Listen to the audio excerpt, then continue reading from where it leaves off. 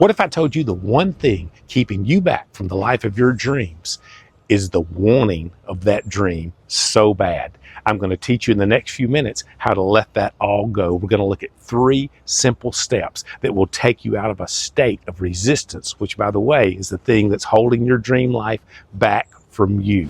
I'm Jim, y'all. You can have peace, purpose, and happiness in your life, and I can help. Let's look at resistance today and how to get it out of our life. I have a groundhog that lives in my backyard. Here in Wisconsin, we call them woodchucks. And the woodchuck that I have now named Woody the Woodchuck taught me something about how all of this works. When I first moved to Wisconsin, we didn't really experience woodchucks and groundhogs down south in Arkansas. Someone told me woodchucks are extremely mean animals. They told me that they're destructive animals and that they're dangerous animals. And if you look at them, they don't look anything like that. They're these cute, cuddly looking little things. But my first actual experience with a woodchuck was going deer hunting with some guys one morning. And we walked out in these guys' backyard, and a woodchuck ran out from under our wood pile. And I'd heard all these negative things, and he ran across my feet, literally. I felt him brush across my boots, and he ran and took out across the yard and went somewhere else. And he scared me because I thought, this guy's going to get me. I mean, he literally charged and ran at my feet, which is, by the way, what they do when they're scared. They try to bluff you. Well, we got this woodchuck here in the last few months, this groundhog in our backyard. And I was telling my wife, we got to get rid of him. He's destructive. They're dangerous. And she's like, Jim, I don't think woodchucks are dangerous. I don't think they're aggressive, mean animals. So, I started doing some reading, and this poor little guy, because I'm from the South and grew up in a hunting environment, his life was on the line, trust me. And I started doing some reading about him. It turns out Woody is not aggressive at all. Woodchucks are gentle, docile little animals. Now, sometimes when they're challenged, they'll charge at you as a bluff charge, they call it, to try to scare you, like the one I first encountered did with me. But they will destroy things in your yard. They'll dig tunnels, but look at my backyard. I don't care if Woody digs a tunnel back here. But I've learned since then they are very gentle creatures.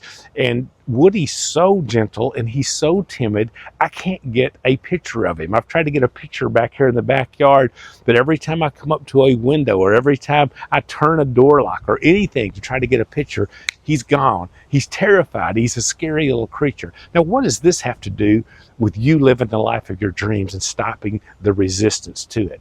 The truth is, we tell ourselves all kinds of untruths in our mind all the time. Whatever you tell yourself, that becomes your reality. That's how powerful your mind is. Your mind believes whatever you tell it to be true. And a lot of the life that you live is due to lies you've told yourself. You have all this resistance built up in you to living the life you want to be living.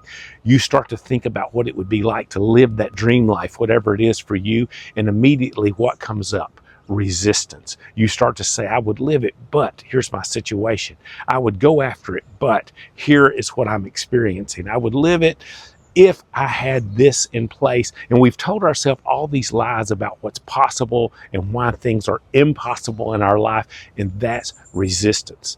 And until you let go of that resistance, you're not going to be able to live your dream life. So the first key is you've got to recognize the resistance that's in your life. You've got to figure out what it is that is causing that resistance between you and the life you really want to live.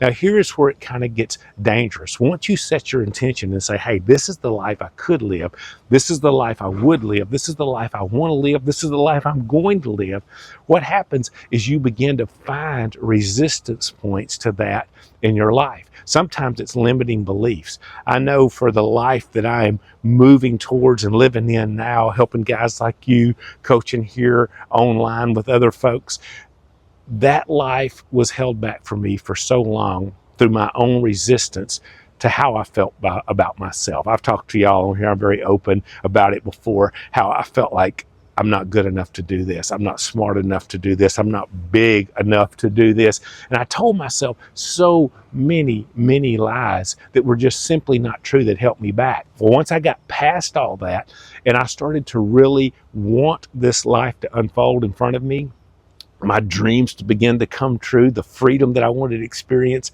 and doing what I'm doing with you now. Once I began to move in that direction, new resistance replaced the old resistance. When I got past the limiting beliefs and I started to let all that go, I began to want this life so bad, I built up my own resistance. I would go on and do things like post videos and chase views and chase likes and chase comments and do all this stuff on here that was creating a resistance for me. And I'll be honest with you, I'm still learning to let some of that go. I've let a lot of that go, but I'm still letting some of it go. What helped me a lot in my own life with letting go of resistance was learning what it really looks like to do that and practically how it can change your life. I work in sales currently, and when I begin to really focus my intention on personal growth coaching and helping folks here on YouTube find their peace, their purpose, and their prosperity, and helping people just like you learn to live at a higher level and a better life, I kind of lost interest, honestly, in sales. And do you know what happened with my sales job? I started selling more and more and more and more. Why? Because I removed any resistance barriers that I had to that life before. Where I would start a month and say, I've got to make this many sales. I got to do this many things. I got to make this much money. I got to go out. I got to grind. I was in a grind mode, and I let all that go because I lost interest in it. I quit caring about it, and it became easy for me. And my sales went up. My ability to do all that went up. Some days I go into my job in sales, and I honestly sell more than I want to sell. I don't want to have to mess with this person right now. I want to be thinking about this and focusing on the future and doing all these things. But it's become very, very easy for me. Why? Because there's no resistance to it. You have to recognize your resistance. Now, the second key to doing this is you need to go down inside and find what that resistance is. The way you recognize your resistance, you need to go down inside of yourself, deep down, and find out what it is that's causing you to resist the life you want to live. Whether it's limiting beliefs, whether it's wanting it so badly you're trying to make it happen on your own without the help of Source, of God, of that universal power that can make your dreams a reality. Whatever it is for you, you got to go down inside and figure that out. And once you start to get deep down inside and start to discover those things that are holding you back, then you can move on to the third step we'll get into here in a minute. But how do we go down inside and find that? I'm going to tell you how it works for me. I want to give you a simple practice for self-hypnosis. Now, don't get afraid. Hypnosis is not what you think it is from television. I want you to do this for yourself. Self-hypnosis is literally just tuning everything out, tuning into what's the real you, and here's how you can do it. Imagine yourself going down a series of stairs, deeper and deeper and deeper, and the stairs are leading you to the depths of who you really are on the inside. Because your consciousness, your soul, your real you, that part of you that exists eternally, that's not dependent of this body, that when you leave this body keeps on going on, that part of you is the real you. It's above your thoughts, it's above your feelings, it's above your body. That's the real you.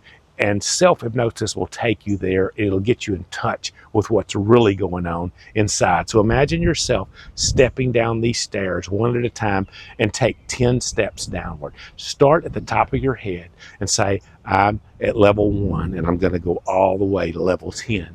And as you do, begin to relax the muscles in your head, around the back of your head, around your face, and say, hey, I'm at level 1.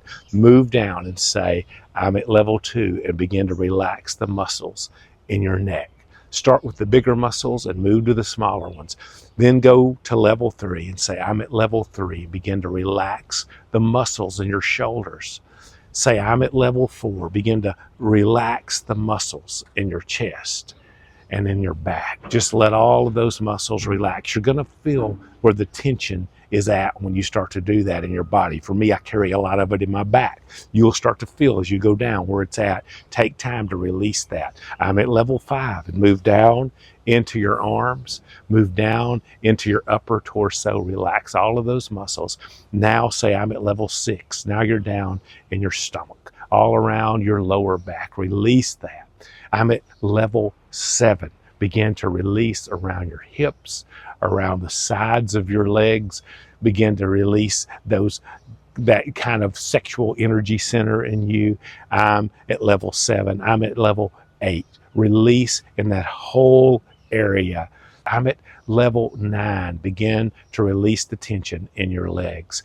I'm at level 10. Begin to release the tension all the way down in your feet. Now your body is fully relaxed. Now what I do is I go 3 levels in. Once I do that, then I say I'm at level 3, and I just sense the outside of my body. It's fully relaxed now. It's in that relaxed state. And then I say I'm at level 2, and I go into my body. I picture what it's like to be inside my physical body. And then I picture what it's like to be my consciousness, to be my soul, to be myself. And I say I'm at level 1. And when you are there, I want you just to think about the areas in life where you are resisting the life of your dreams and how you're resisting it. Maybe you are holding on to limiting beliefs. Maybe you're telling yourself lies, because most of your limiting beliefs are just lies, that you can't because, or you would but, whatever it is for you. Sit there with those beliefs and think about where they came from, where those lies were first told to you, how you allowed them to go in and get in you. Sit with those beliefs. And when you figure that out, and if maybe you're trying so hard, like we talked about at the front of this video, to get the life of your dreams, that you're hustling and you're grinding and you're trying to make it happen, it's good to set your intention. It's good to know where you want to go and say, here's where I'm going to be, and to believe that. But it's a bad thing when we have to grind to get it. So when you're there at that level 3 in your soul, sit with that and acknowledge it. See where you feel it in your body, because we tend to feel different things at different places in our body. I feel that tension in my heart a lot of times. Sometimes I feel it in my head. If you can feel that, if you don't, it's okay. But if you can feel that physically where it's at, it's a good way to let it go. And then what I want you to do is, as you feel that and you acknowledge it, just start to let it go. Just let it rise up out of your body. For me, a lot of times after a few minutes, a couple of minutes, 5 minutes even, I'll feel it just kind of move up my spinal column almost to my head, and then I'll just kind of feel it go out. And that's the release of energy in your body. I feel it as I talk about it right now. It's such a powerful thing to do. And when you release all of that resistance that you've been holding on to, now you're becoming a free channel. And that is the third thing. You let go. You let go and let God, as we used to say in the church world when I was part of all that. Just let go and let God begin to show you the how. Let God begin to take you down that road to your destiny. And once you do that, you, my friend, are going to change your life. You have to recognize the resistance in your life. You have to go down, secondly, deep inside and find where that resistance is. And thirdly, you just have to let it all go. And once you do that, you're going to start to experience freedom. Here's what happens. When you get in that place where you quit chasing the woodchuck, you quit fighting the woodchuck, you become one with the woodchuck, you become at peace with the woodchuck, the results in your life no longer matter. It kind of gets like my sales job, to where now I'm selling big time because I don't care if I sell big time. I've let go of any resistance to it. It's nice and I enjoy it, but it's not really what I'm passionate about. I've let it go. And I'm learning to do that with my passion here, with helping you and coaching people and whatever it is for you, whatever your dream life is. Let go of any resistance to it. And you do that, what happens? You get to a place to where you don't care if it happens or if it doesn't happen. You begin to experience peace and joy and contentment with the real you and who you are. And that's when things really start to fall in place in your life, because you've let go. It's kind of this paradox that we get things that we truly desire the moment we let go, and so we don't care if we get them anymore. And it's a weird thing. You ever experienced that at a small level in your life, where when you wanted something for a long time and then you just kind of gave up on it and said, whatever, and then it came into your life? I have another video I'll tag below where I'll tell you about how I did that with the job I'm in now, and I manifested it before I understood what manifestation was. And when I let it go, I got the best job I've ever had in my life. And that's the way these things work. It's because I let go. I just didn't understand that's what I was doing at the time. I want to challenge you today. Let go of whatever it is you're holding on to. If you want to tell me in the comments something you're struggling with, I'd love to help you with it, encourage you. I'll make another video about it if that's something that might be of use to you. But today, I want you to let go and let God, because your dreams are about to come true when you do.